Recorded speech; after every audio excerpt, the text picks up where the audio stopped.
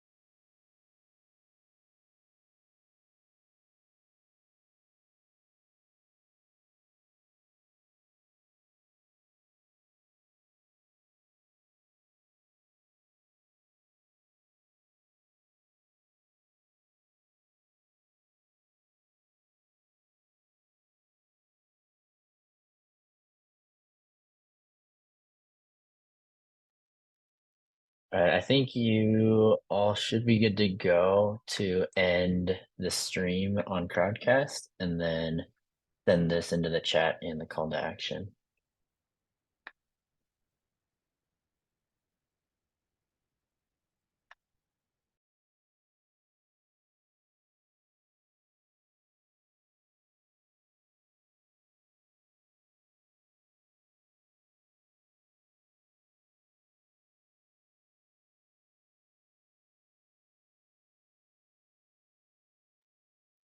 All right, y'all. I am going to um, get the slide shared, and then we're going to get everybody over here into Zoom. All right. Let's do it.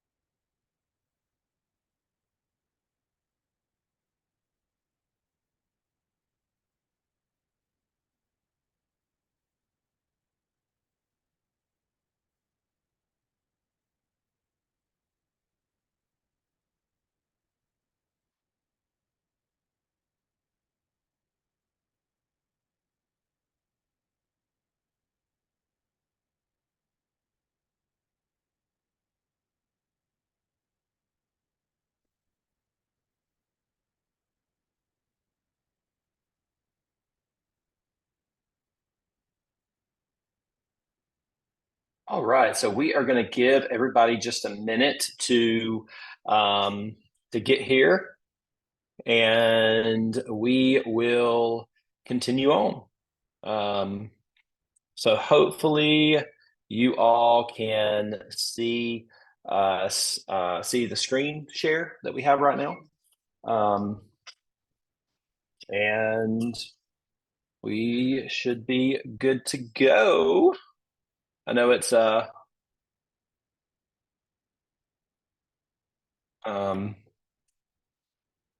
different being over here in Zoom, but we are going to rock and roll.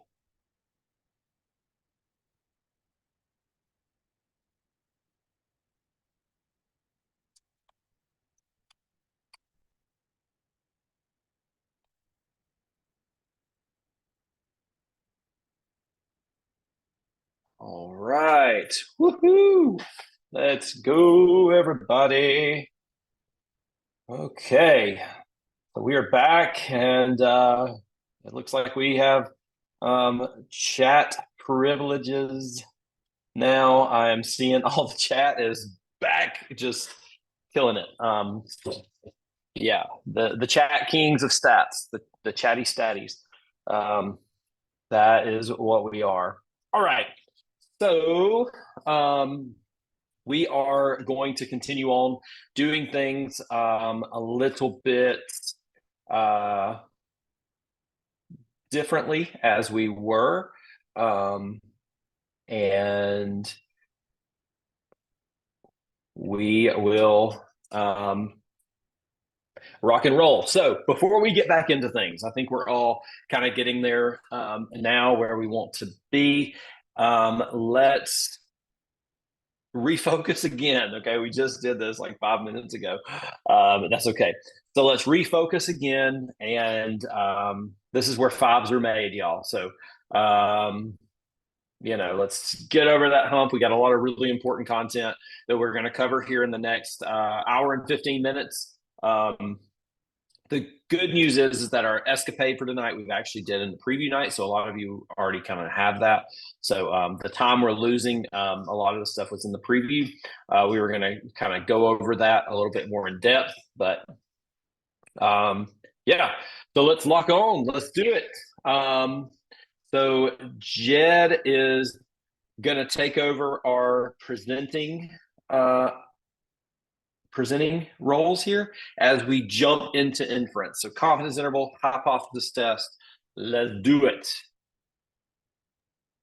Awesome, everyone. We're back, and everyone else will be back soon. So we're back. Awesome. And I hope no one has to go over the whole independence loop, me talking about it forever. So that was unfortunate. I think someone had to go through that, but all right.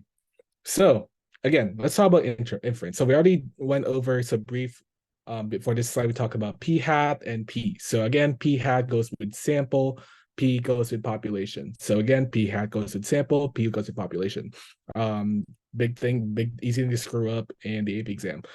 So now we're going to talk about inference with proportions. So we're going to see these similar conditions. So we have random sample and independence and normality. So random, again, just look for that in the statement, problem. Like, you see we take a random sample or we pull randomly or some sort of random. You'll find that. Independence. So again, 10% condition. So again, if we want to emphasize that we are sampling without replacement, if that's the case, we want to make sure that our sample size is less than 10% of your population. So would it be the sample of M&Ms or sample of, I don't know, penguins or students or whatever you want to name it, soldiers, whatever you want to name it. We want to make sure our sample is going to be less than 10% of that size.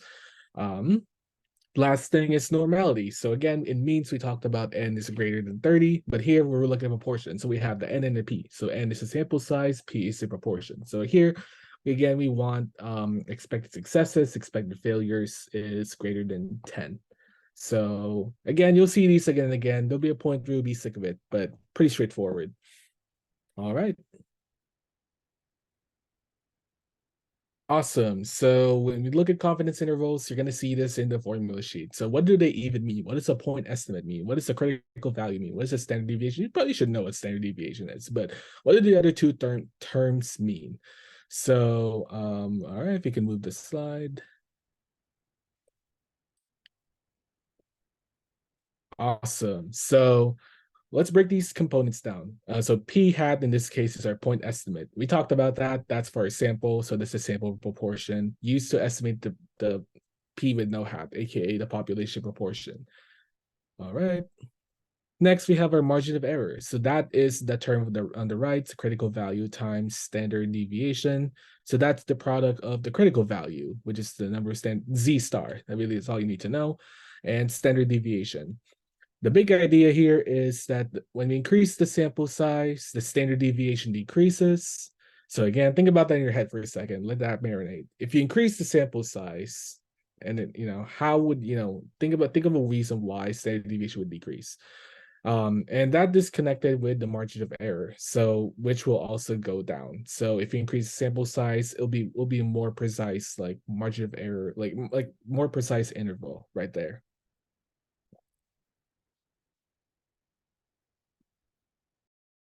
All right, so I'm gonna go ahead and take over and talk to you guys some more about confidence intervals. So this is actually my favorite part about AP statistics because I honestly think it's like the most easy to practice. All right, so we're gonna be talking about a one sample Z interval. We have a meme for you guys on the right for Garfield. Yeah. All right, so first we have to check our conditions. So first, we have to check that it's a random sample, and next we have to check that it is large enough for a normal approximation. So NP is greater than or equal to 10, and N1 minus P is greater than or equal to 10. So it's really important to note that when you're actually going through these confidence intervals and you're going to take the AP exam, you have to write everything down.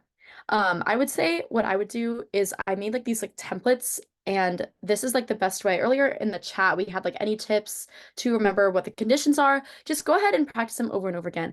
AP Statistics is a math class, but it's also an English class because the AP graders are looking for really specific wording. So if you replicate the same wording every single time, you're going to be able to drill it into your brain, and it's going to be easier for you to memorize and understand. So the next condition is that the population proportion is unknown, and we're measuring a single categorical variable. So on your calculator, this is going to be under stats and then one proportion Z interval. That's like on the next. Yeah.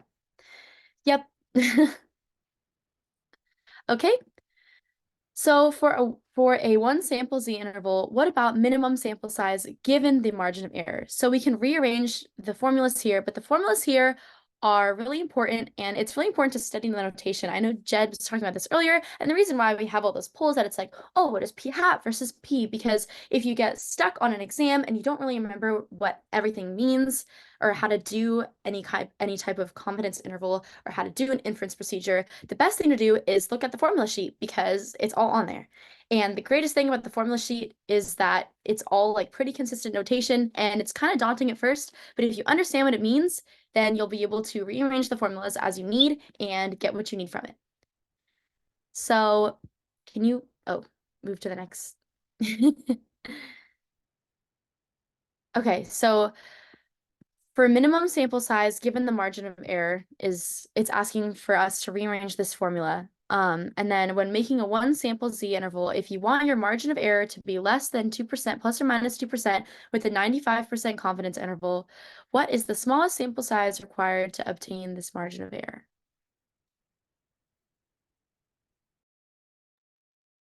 Y'all take a few minutes and work this one out. Probably definitely need some scratch paper. This is the most math you do in AP Stats. And post your answers in the chat.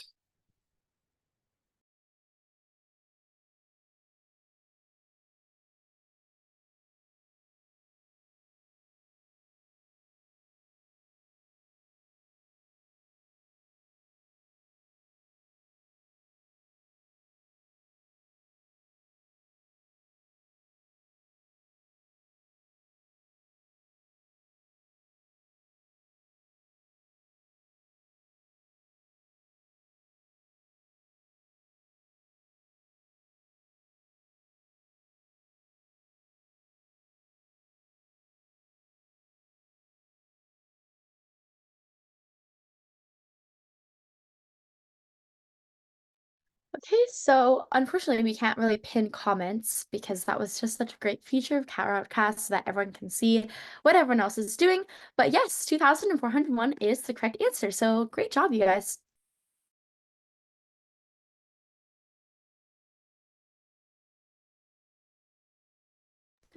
All right, so for the next part, this is probably the most important part in my opinion because this is your conclusion statement. So we want to interpret our confidence intervals for a confidence interval for one sample proportion. I don't know why it doesn't show on there. But anyways, there we go. Perfect. Okay. Confidence interval for one sample proportion.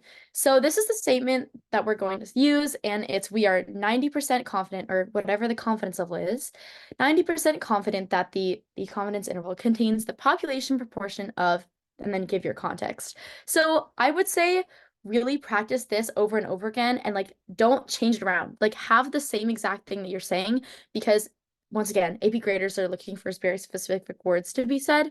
So yes. All right. And so for the next statement, for a confidence level for one sample proportion, in repeated random sampling with the same sample size, approximately confidence level percent of confidence intervals created will capture the population proportion of context. So I would go ahead and if we can take like a minute or two for everyone to like write this down, this is like a super, super important template because that's how I did well in AP statistics. I just like had these templates and I wrote the same thing. Please write this stuff down if you guys don't already have it. It's really important. And yeah.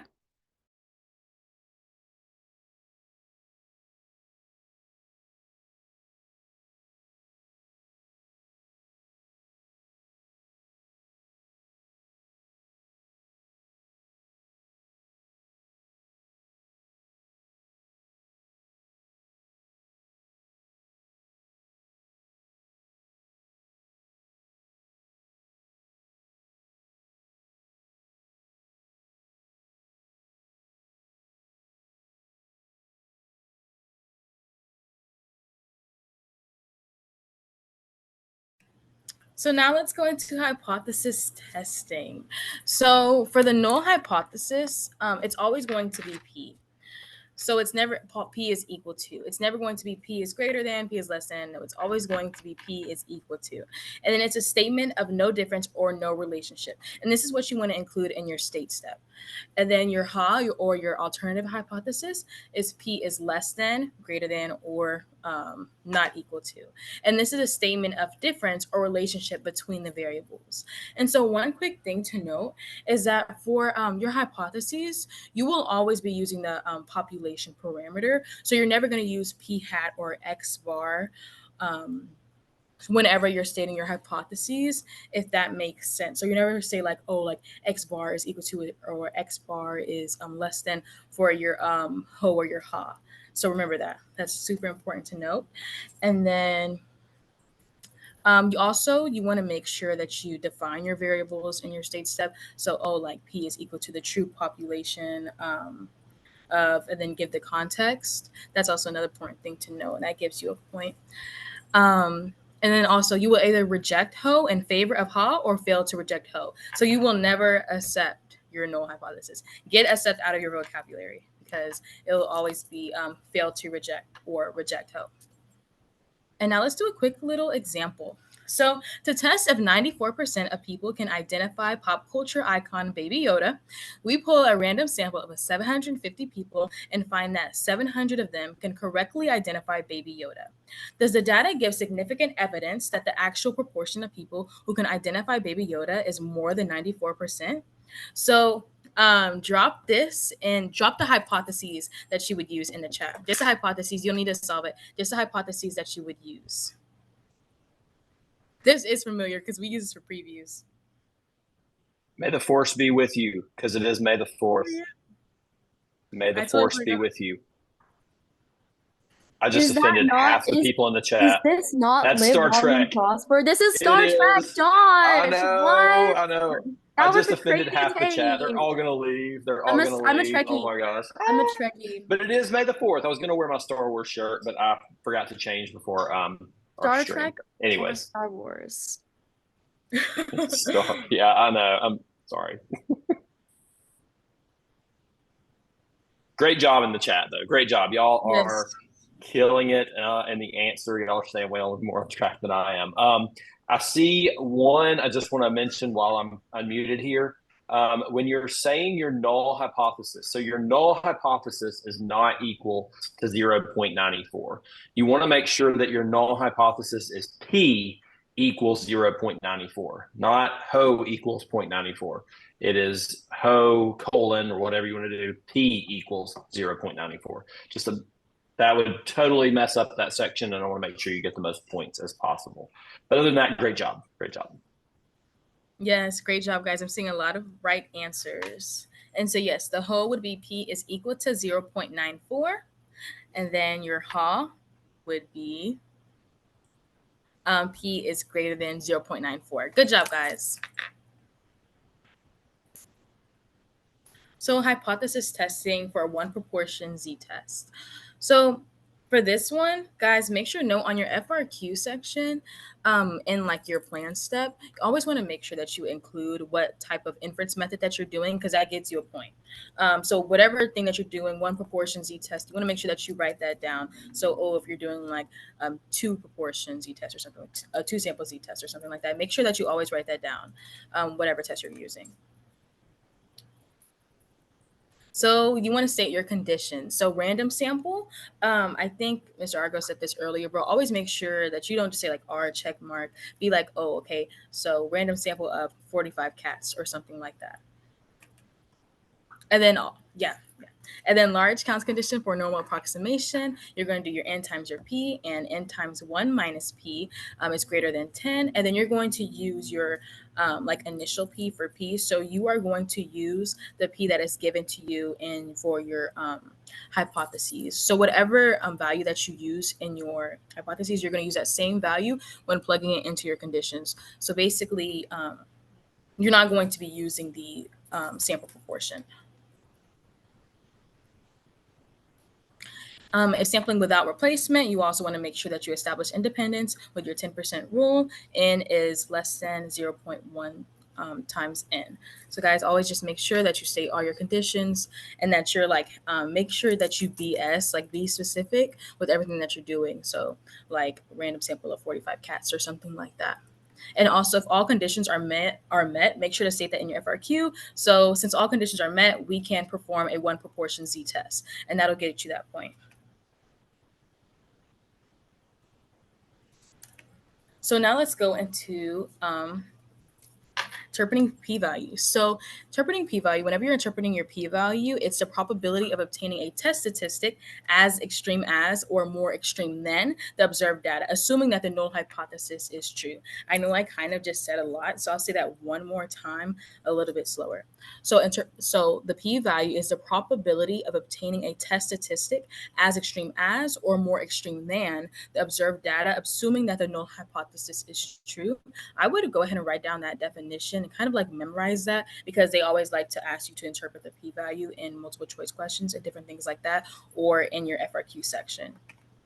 And so when you're doing a one proportion z-test, you can use your z-score, which is your observed minus expected over your standard deviation, or like the value that you're given minus your mean over your standard deviation. And I do not believe that that formula is given to you, so you will have to memorize that. So I would definitely write that down. And so after you calculate your z-score, you can enter that into a normal CDF or your p-value table, and that should get you your p-value. Or you can just use your calculator. That's what I always did. It's easier way, and you can just put whatever that you did. You can do stats and go to one prop z-test, or if you are doing your TI Inspire, you should go to, I think it's menu, stats test, and then one prop z test. So a couple more steps, but it's okay. And then whenever you conclude, you should, so if the p-value is less than or equal to your alpha, which is usually 0.05, you want to reject your HO, or your null hypothesis. And then if your p-value is greater than your alpha, you want to fail to reject HO. One little quick note for that one, a good way to memorize that, or how I memorize it, my teacher said little p's get rejected by HOs. That it saved me every single time. Every single time I saw, oh, like, how do you do it? Like, that's how I memorize. It sounds crazy, but little P's get rejected by hoes, and then big P's don't get rejected by hoes. That's just how I memorized it. It was just an easy way. It's crazy. I know it's crazy, but it's a good way to remember it. And then also remember that if you get rejected, there is convincing evidence that you would be sad. And then if you don't get rejected, like if you fail to reject, there's convincing evidence that you're not sad. That's a good way to remember that. Exactly. Like someone said, you're definitely remembering that. You say crazy stuff, but it helps you remember it.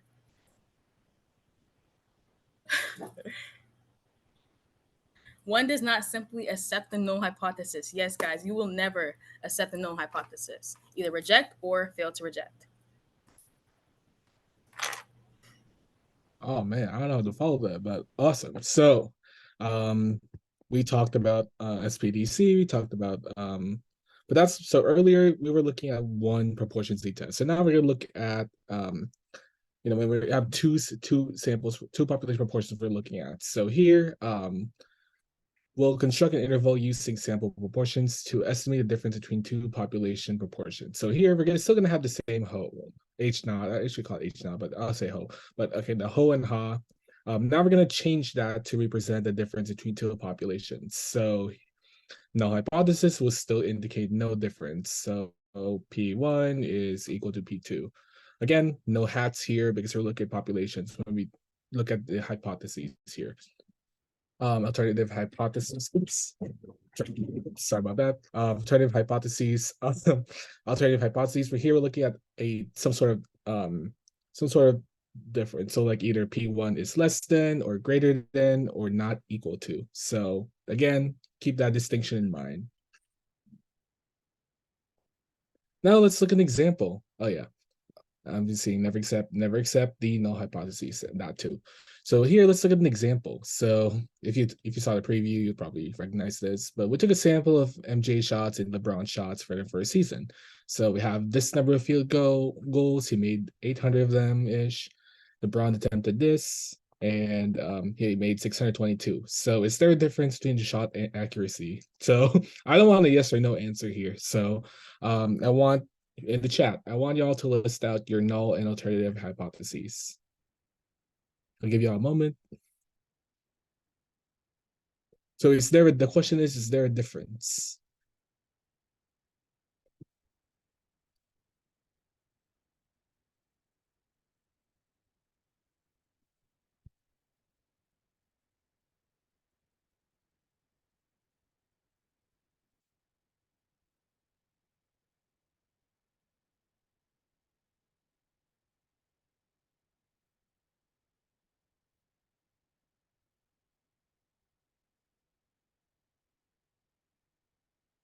Sounds good. All right, make sure again, context. So instead of saying P1, so for example, for the null, it's like P1 equals P2. Make sure you put context. So it's P, like, it could say MJ equals P LeBron or PL. Or you could say, you have a legend aside, like what John's saying. P1 is P2 equals 0, P1 equals P2, where P1 is the difference between, so like make sure you have context. So that's the key thing here. So even if you write down the right null or alternative hypotheses, like if you don't have the context, it's like they're like, oh, come on. Like they want you want those points. So awesome. Now we can reveal the answers. Good job, y'all. So no, so there's no difference, and then there is a difference for the hypotheses. Quick jump back to two samples. So again, we could look at two sample Z intervals here. So similar steps, SPDC. So we have a combined P hat here. So that's that formula. You'll see, by the way, you'll see these guys in the formula sheet. So you'll see these combined P hat, which could be used for a normal approximation on the top. I don't know why the clouds aren't loading, but you'll see the point estimate in the middle. So P1 minus P2, and then you'll see the margin of error. So that's like, you'll see those statistics on the right. But again, their calculator has those built in. So 2 prop Z interval or something. Yeah. Yep. Again, just naming those terms. Similar template to the slides earlier. So I'm going to hop in real quickly and throw something in there because it was a question that we had over in Crowdcast. Y'all remember that? Like seems like years ago when we were still in Crowdcast. Yeah. So one of the questions was, when do we use the combined p hat? This is when you use the combined p hat. When you are doing a 2-sample Z test, in which so the slides, that top part is a little bit off. We need to adjust that a little bit. It should be a 2-sample test is when we use the combined p hat. So with an interval, we don't combine those. So we'll use those second 2 bubbles. I really think we just need to take that top bubble off and just redo it. That is when we're doing a 2-sample T test. When we're assuming that P1 is equal to P2, that is when we are going to do the combined p hat. Okay, so I'll adjust that on the slides, but I wanted to take a second and answer that question. That is, whenever we're assuming that P1 is equal to P2, that is when we combine our p hats. We'll combine it for our normal condition, which will pop up in a minute, and we will combine it for our standard error as well, which we'll also see in a minute. And that is actually on the formula sheet as well. It notates that as well, and I'll try to pull that up in our Q&A at the end. Sorry to interrupt and interject there. And yeah, someone asked in the chat, combine, pull, same thing.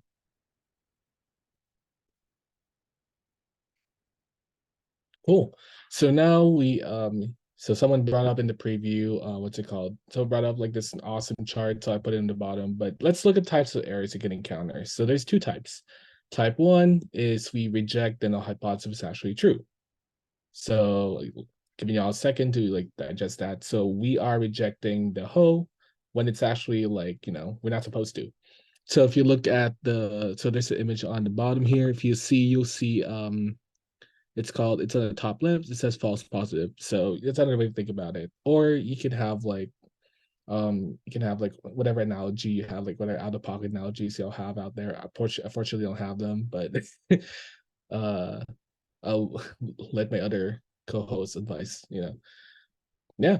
Type 2 is when we fail to reject the hypothesis, when it's to fail to reject ho, when it's actually like, we're supposed to do that. So it's the opposite of type 2. So if you look at the table below, you'll see that in the bottom right. So type 2 also you call it a false negative. So again, good way to visualize that. I'm a visual learner. And so we see here alpha, we talked about alpha earlier, significance level. We also have beta, which is like, probability. So, or yeah, someone say again, thank you, Cindy. Like type 2, fail 2, reject. I was like blanking on that. Good job. I forgot the one for type 1 though. So if y'all wanna add that to the chat, then that'd be awesome. Then I can shout it out and then y'all can remember. Yeah, awesome. Good. So probability decreases. So beta, we decrease beta, or aka the probability of a type 2 error decreases when we increase the sample size, when we increase the significance level, or alpha, when we decrease the standard error, and the true parameter values move away from the null. So that's a lot to like take in. So feel free to add on to the chat like what's up in there, like what's ways to help y'all remember that. Besides the practice problems.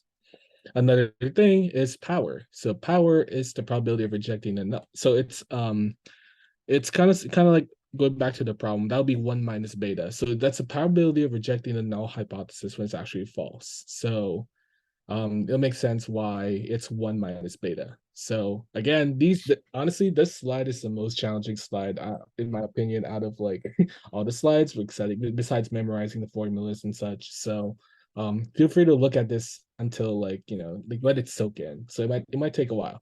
But in general, we can increase this power, again, the probability of rejecting null hypothesis when actually false, by increasing the sample size. So if we increase the sample size, we can like increase beta, which then we can like or decrease beta, then we can have a larger power. again, that's a lot. So yeah. Yeah, you got a question in the chat from Eva. So what increases or decreases the probability of making a type 1 error? If you want to answer that now. Yeah, so Cindy got to me like, man, you beat my old joints and my old yapping mouth. But yeah, so if you look back at that table, so type 1 error is pretty synonymous to alpha, which has its own different interpretation, but like I think we covered that in the previous slide. But if you increase alpha, you can like what call it, increase or significance level, you can like increase the probability of a type 1 error. Hope that's the question.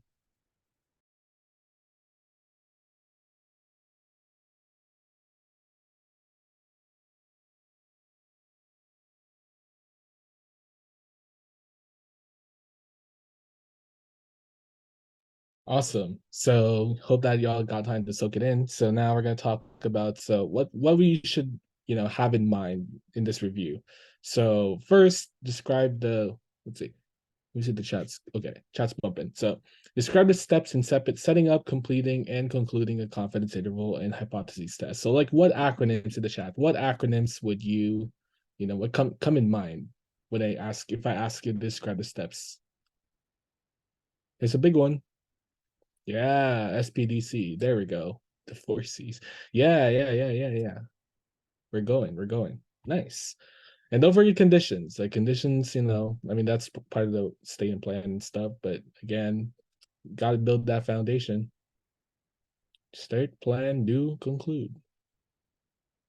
Awesome. Good job. Next, in the chat, how does increasing the sample size affect the standard error and margin of error in a confidence interval? It kind of briefly touched upon that, but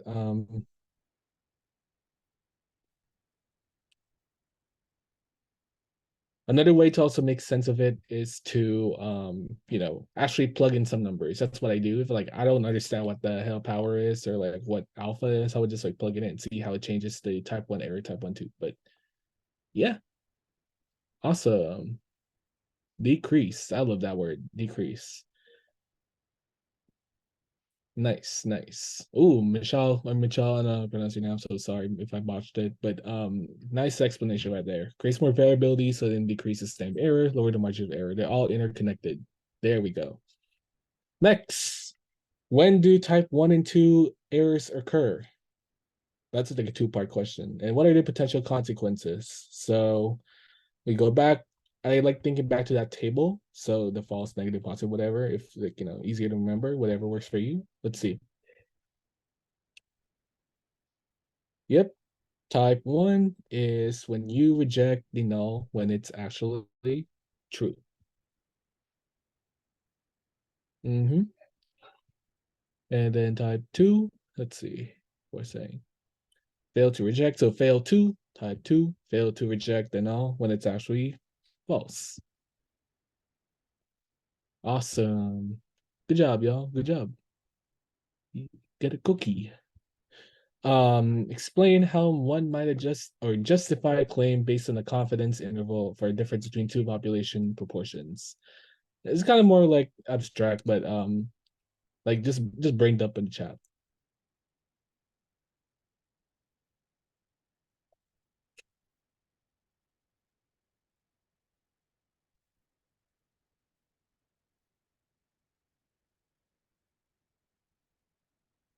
Or you could just like dump, let's see.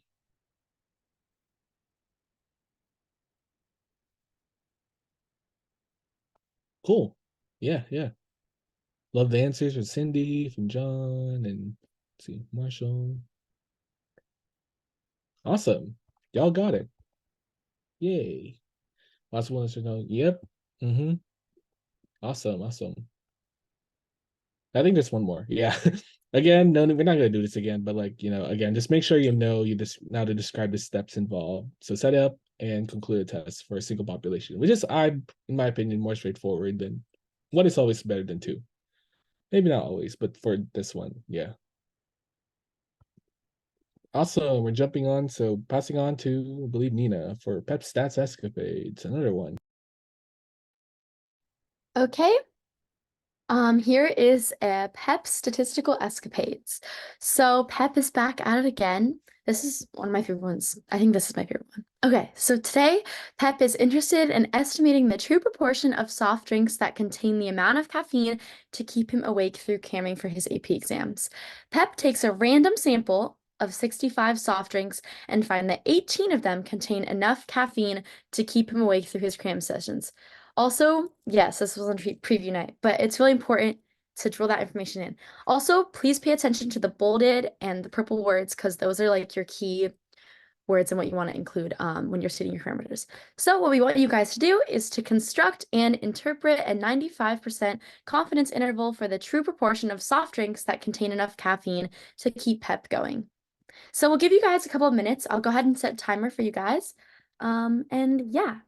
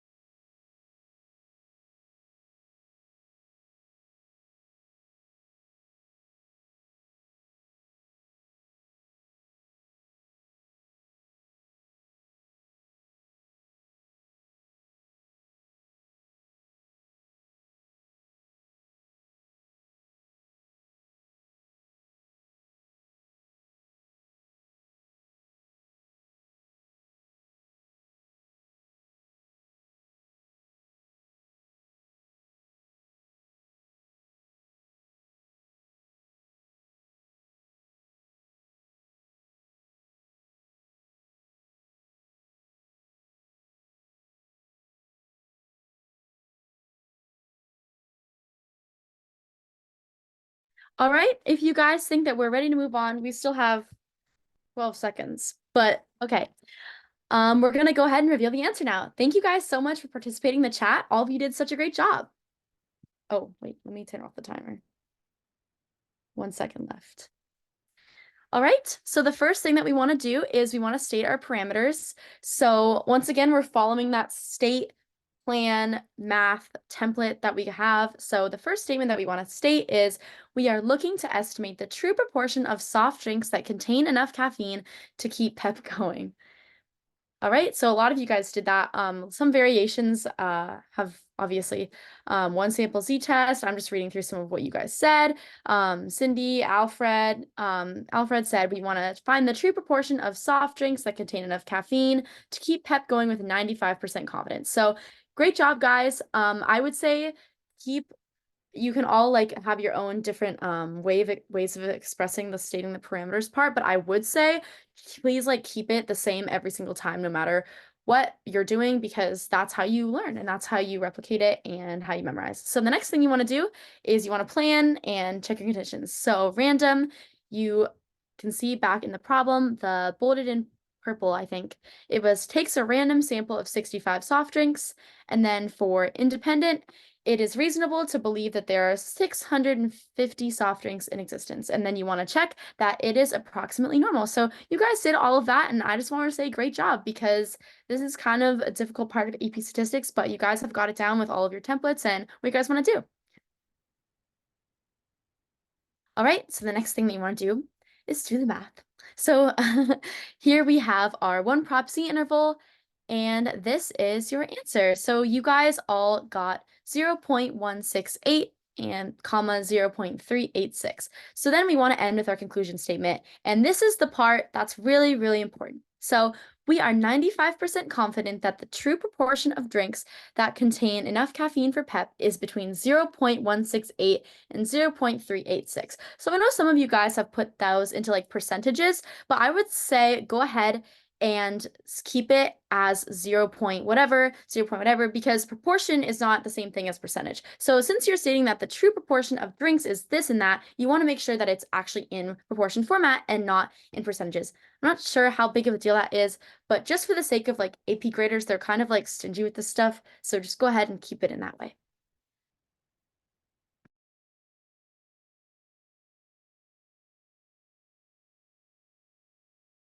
All right, and now we're gonna go ahead and switch over to a practice quiz hosted by Jed. So yeah, go ahead, Jed, you got it. Yes, samosas time. Oh man, we're back to the, let's see. Oh, how am I gonna, let me give you a second. We could get them linked.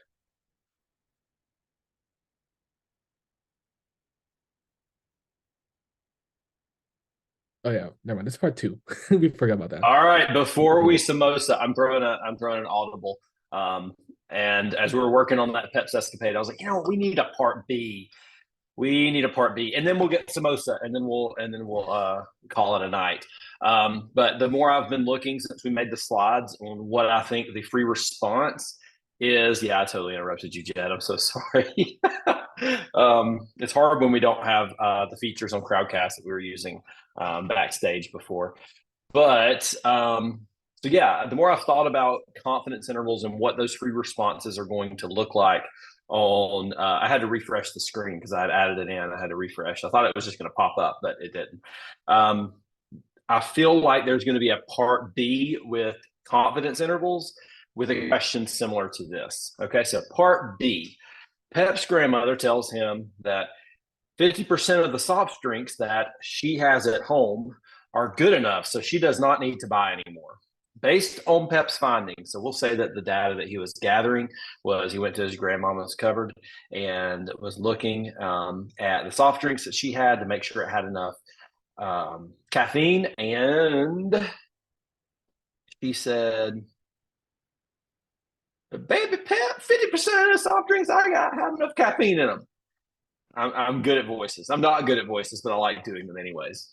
And so he's like, "Man, Grandma, I don't believe you. It's that whole we got McDonald's at home. That's what my mom told me when I was a kid. So, anyways, use your answer from part A, the confidence interval, to determine if Pep has evidence that her soft drinks are not enough. I already see some of y'all in the chat are killing it. Y'all got it. Yeah, McDonald's at home is just Pep. I wish we could highlight these answers. Some of these are really great. Meemaw Argo. Oh my goodness. Yes. In Alabama, that is exactly what we would say. We would say things like Meemaw, Peepaw, Mimi.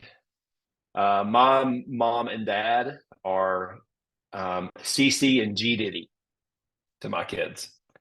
So yeah, in the South, we take grandmother names very serious. Meemaw Argo. Oh gosh, this is not the name I had in mind for my next nickname. Oh goodness, yeah. All right. So, anyways, back to the question, part B. I think we needed a good little laugh there for a second. Um, yes, answer the question. Does he have convincing evidence that her soft drinks are not enough?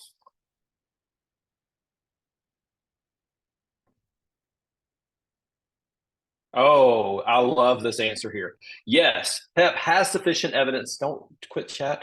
Has sufficient evidence that less than 50% of his grandmother's soft drinks are good enough because 0.5 is not in the confidence interval. So since our entire interval that we did in part A is less than 0.5, we have convincing evidence that Pep's grandmother's soft drinks aren't enough for his peppy self. So yeah, sorry, Grandma, you don't have those at home. We need to get some better energy drinks for Pep. All right. Okay. Now it is samosa time.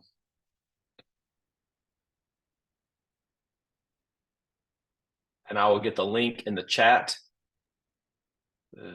very shortly.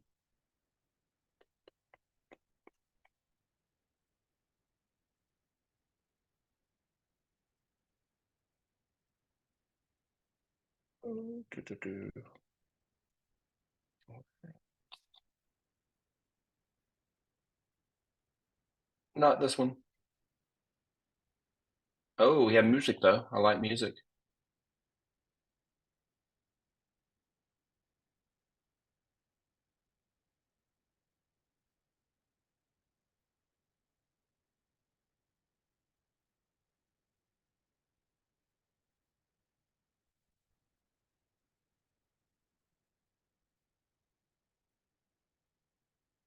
Don't quite know where the music's coming from, but we don't leave it.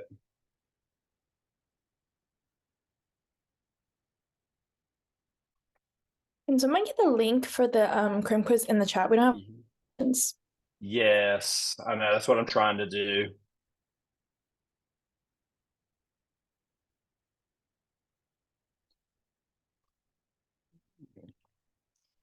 Y'all hang with us just a second.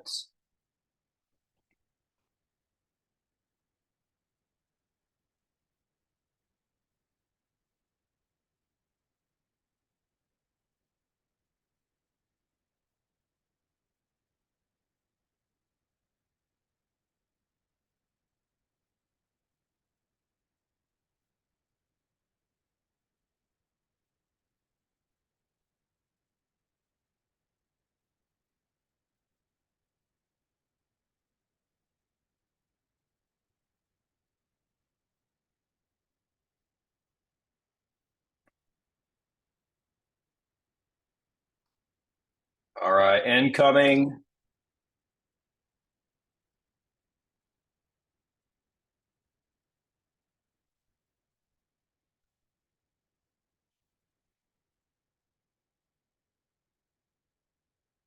All right, so here is the link. It is coming into the chat now, and we will can't miss it. Yes, Argo spam coming in. All right, and I'm going to stop my video.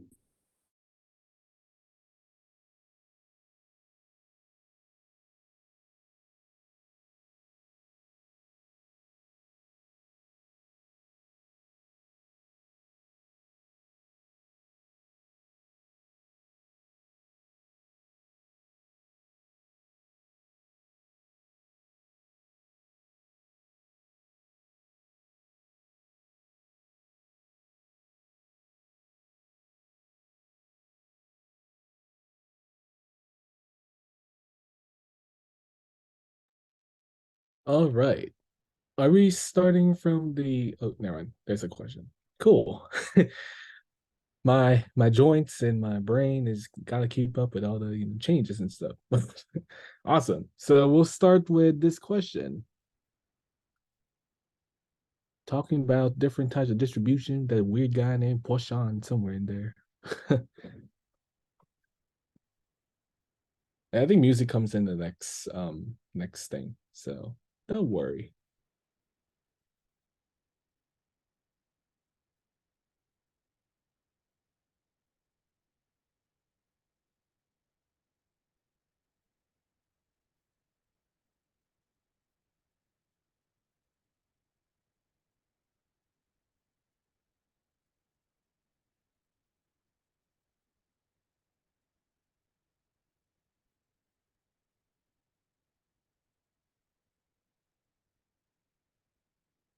Yep, NP didn't do a trick question there. It's a normal distribution. We keep talking about NP hat, greater than 10. Awesome. 11%. Oh man, I'm 15%. We gotta work on that. Well, that was question 6. So let's see. Our overlord. So Argo is fixing things, but we'll start from the top. Let's pretend we start from this question. Cool. If we increase the Same confidence link, you should already be there. Sorry, y'all. If we increase the confidence level, how does that change the margin of error? We talked about this, kind of.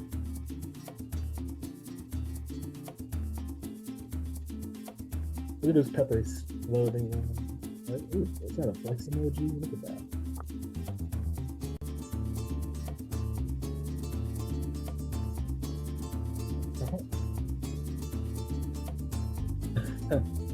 That's grandma.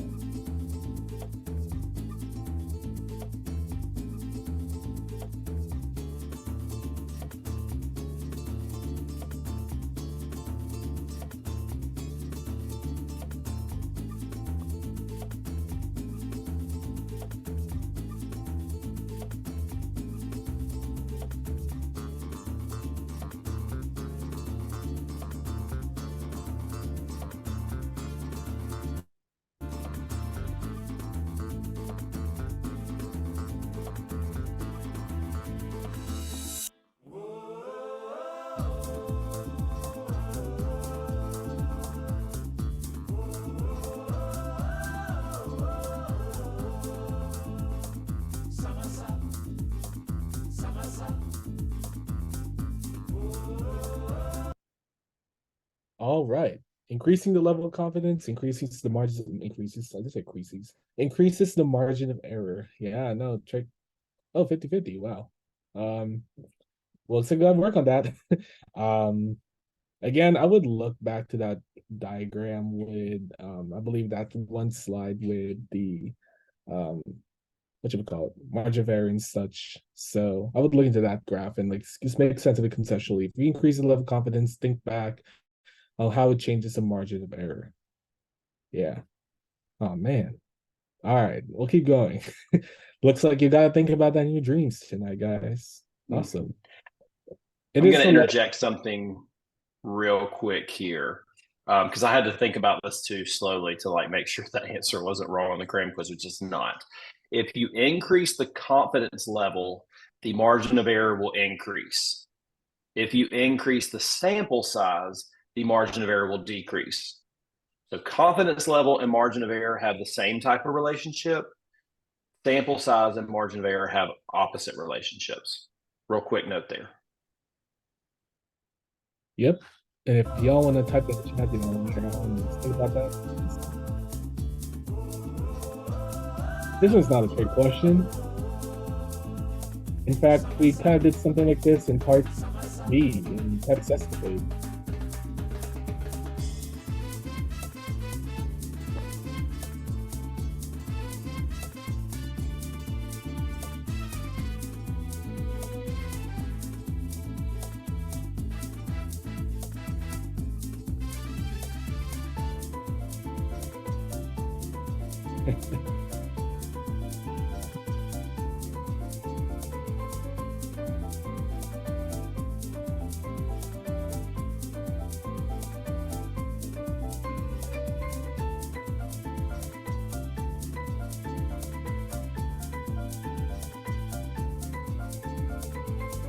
Yep, it comes with cauliflower.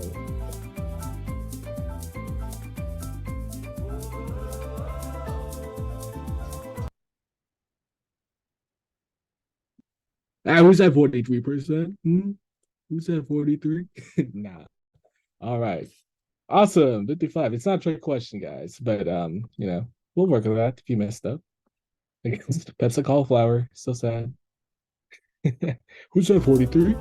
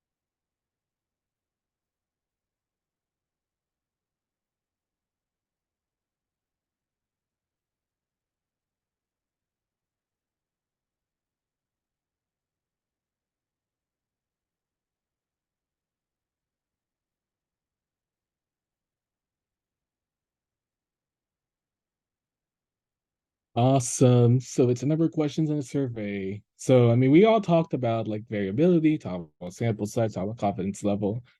And, the number of questions survey is a question. I mean, it's a number, but it's not relevant to, just like you gotta think about that closely. Don't catch you lacking. Awesome. 4%. Man.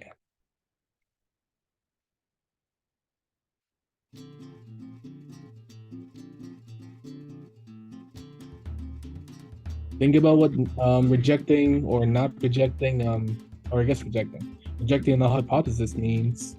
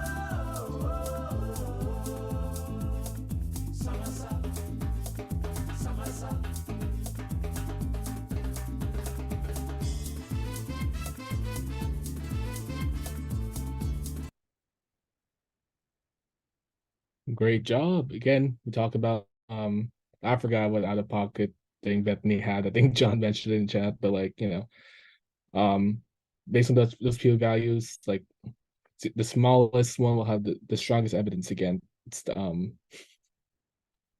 not during work hours. I'll let Bethany take that hit, but yes.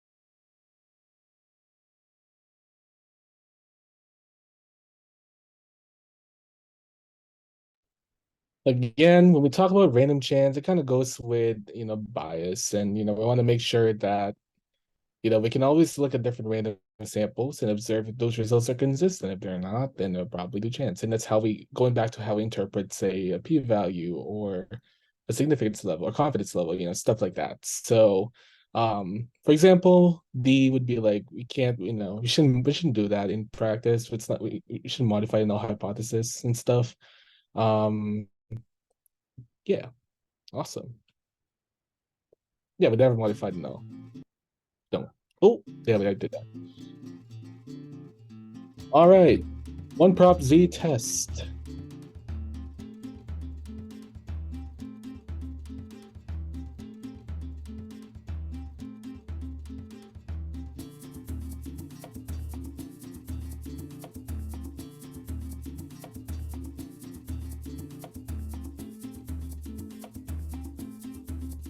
Good catch, Miriam.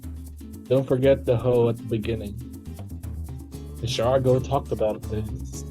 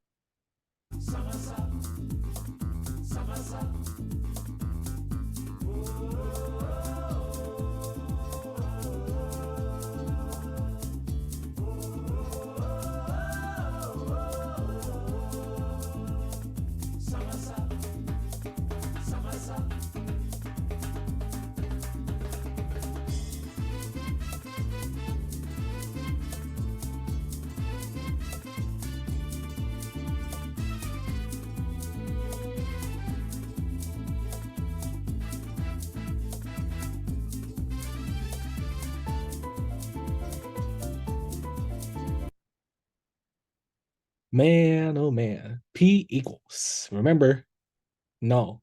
If you ever said D, you're memeing or just like, but yeah, I hope you get, Sure. But yeah, good job, everyone. Good job. Good job.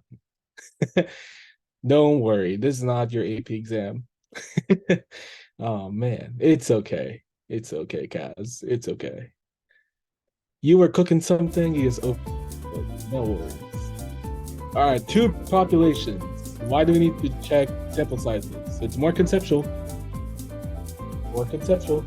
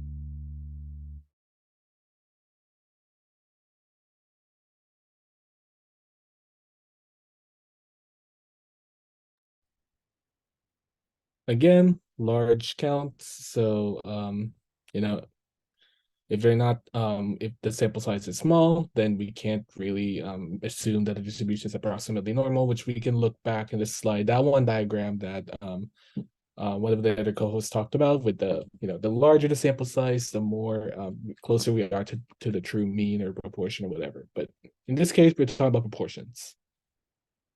Awesome. Someone likes the letter D. Awesome. But good job. Good job. Second to last question. We talked about the two types of errors. It's worded a different way, but think about context and connecting that to the concepts.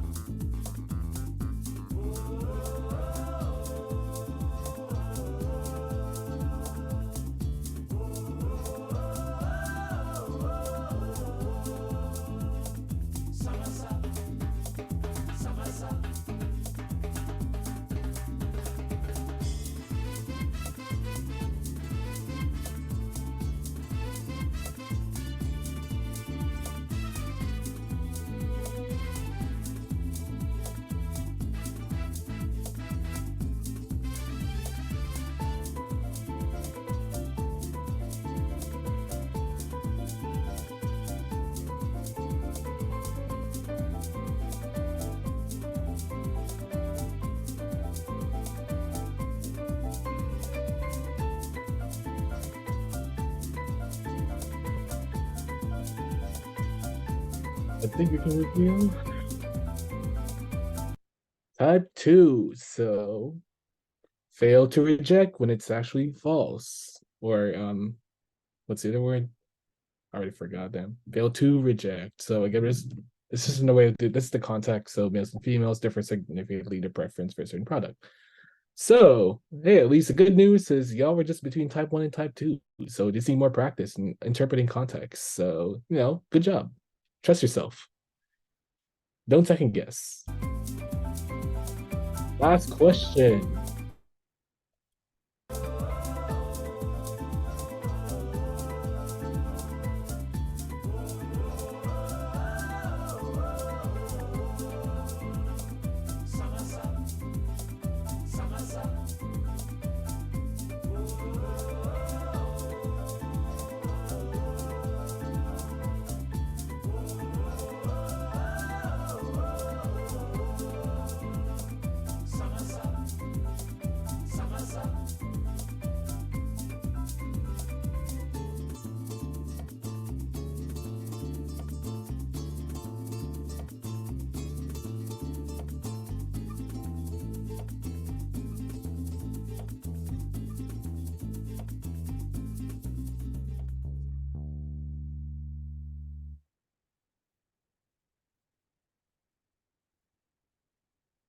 Two sample z-test for proportions. Again, we're working with two samples here, males and females. What else? And we're looking at proportions. So usually it's kind of given, kind of like, they give you two numbers or like they don't tell you the word mean. So yeah, good job, everyone. So that concludes our quiz. Yay, another samosa time is done.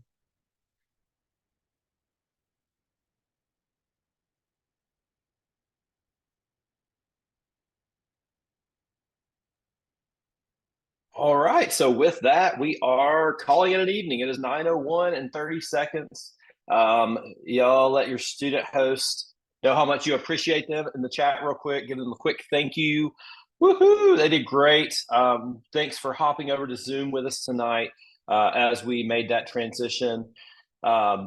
Fantastic job. Student host, students in the chat, everything. Love it. Wonderful job. Wonderful job.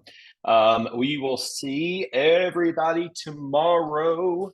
Be on the lookout for some instructions on how things may possibly look different. You will go to the same link that you would go through as normal, but it's very possible we may be hopping to Zoom on the beginning tomorrow. So anyways, that will be in Crowdcast though. So go to Crowdcast like you would normally do as if everything were the same, but be prepared to possibly do what we did tonight at the beginning. All right. Everybody have a fantastic Saturday night.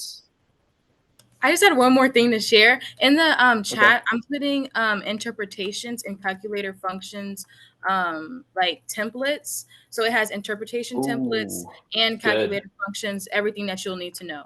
I'll like kind of spam it. It's really helpful. It has literally everything that you'll need.